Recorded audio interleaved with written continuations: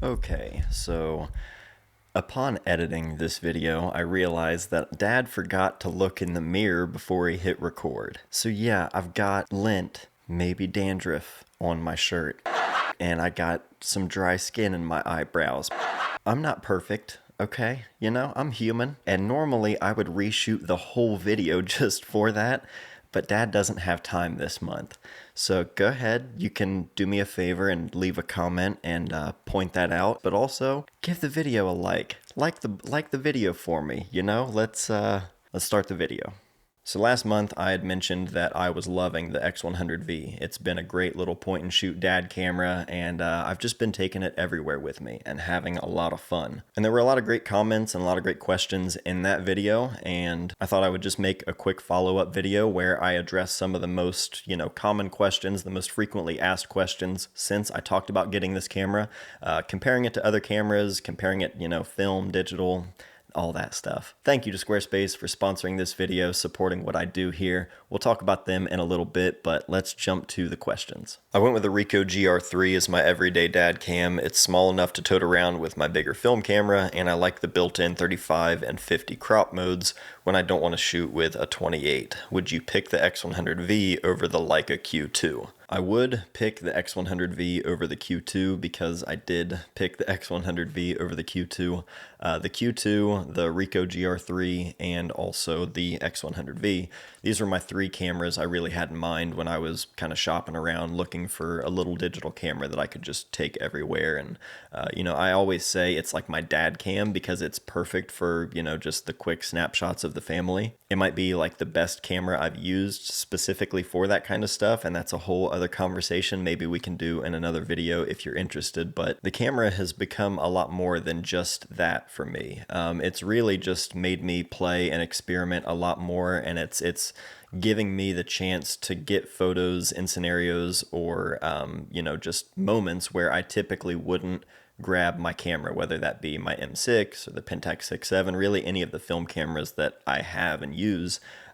Having just the quick little fully playful experimenting and just chasing curiosities, anything in front of me, just having this always ready to go, no matter what the lighting condition, anything. It's just been so freeing while I still like working with, 10 frames per roll on my Pentax and that entire workflow. I think having this camera, checking that box of being that way to just experiment and not sweat the cost of film because it ain't cheap. The reason I chose the Fuji over those two cameras, because that question popped up a lot in the comments. A lot of people were curious comparing this specifically to the Q2 or to the GR3. I've never personally used any of the Ricoh GR digital cameras.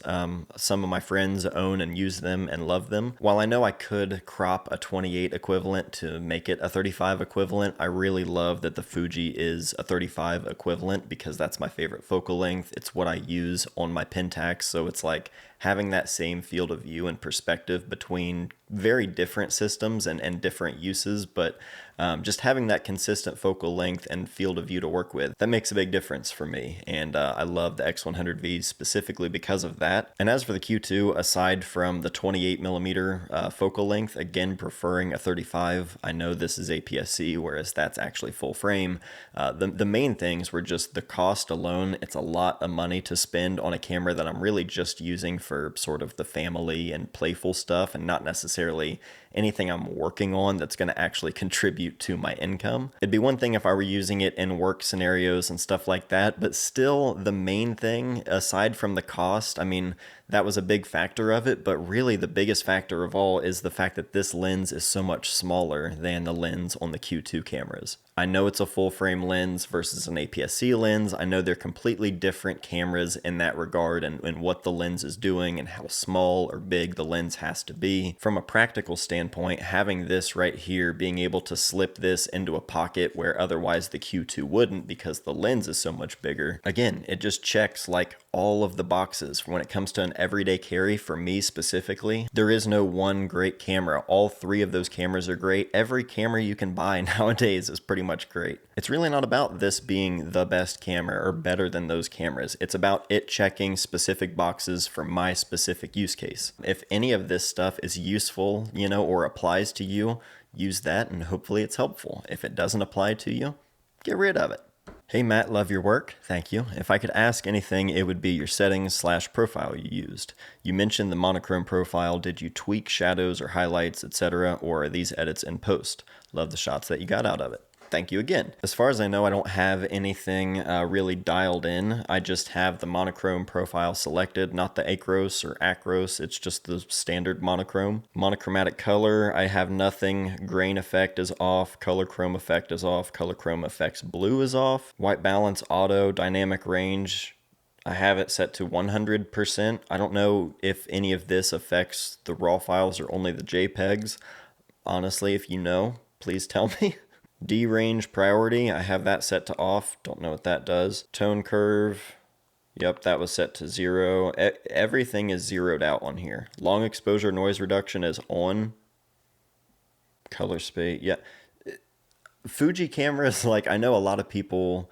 another thing that a lot of people brought up were the Fuji like film recipes, where it's like you tweak and adjust the shadows and certain things and you kind of create your own look and you're shooting the JPEGs there. And maybe there's a way to apply those later, or maybe it's all just in JPEG. I don't know. So I'd be open to giving it a shot, maybe doing it in a video or something like that and just sharing results. But I also don't really know where to start and how all of that works. So since the last video, there were so many like helpful, ideas and responses and just comments in general. I'm going to let you guys just give me recommendations on where to start when it comes to tweaking the settings and stuff like that. Does it matter if I'm shooting raw? Like, do I really need to do all that stuff? Does it make a difference other than just what I'm seeing on the screen? I've been using these Fuji X series cameras literally since the original X100 came out. I got that camera pretty close to launch, and all these years I still don't really do the JPEG Fuji recipe stuff, or I've just never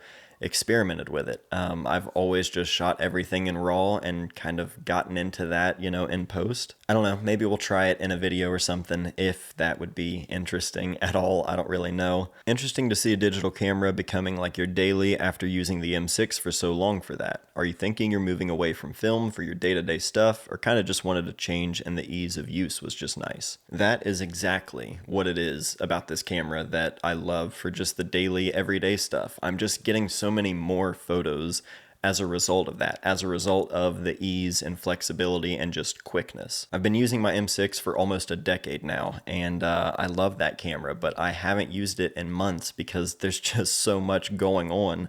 This fits into my life so much easier, and I've always said I would never get rid of my M6 because it's a special camera to me. There's a lot of nostalgia and stuff attached to that camera specifically for me because I've used it, through so many different pivotal moments in my life, and as I've, kind of grown my own family. I think there was like this romantic idea of me wanting to, use that camera forever, and that being the one camera that, had the whole story. And I've always loved that idea, and anytime I pick up the camera, like, I get excited. I can't help it, but honestly, I don't care about that as much as I used to.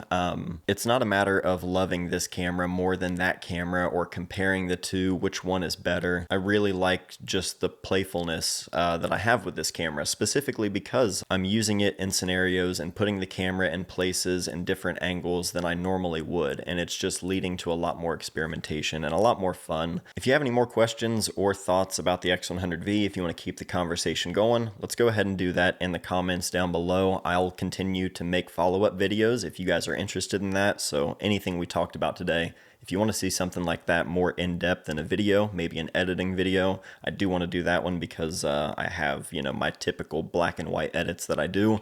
Nothing fancy, but it's just how I do it. So if you want to see that, let me know in the comments. It has been a crazy month, and I want to take a second to thank my sponsor, Squarespace, for helping me keep things going amidst all of the chaos. I first started using Squarespace years before they ever decided to sponsor this channel because it was a no-brainer. They really are the best all-in-one platform to build a website because they have everything you need built right into their one service. If you want to show off your portfolio, run an online store, send out your email newsletter, everything is right here built in. Not only that, it's incredibly easy to select a template that works for you, and then you can further customize that to suit your needs and the look that you're going for your business or your brand. Of course, as easy as it is, Squarespace is always there to help. I've used them plenty of times with their 24/7 award-winning customer service, so if you ever do need help with anything, just give them a shout. When you're ready to go and launch your site, be sure to go to squarespace.com/mattday, and that'll get you 10% off your first purchase of a website or domain.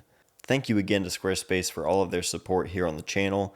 Thank you all for watching. I love you all, and I will see you guys soon.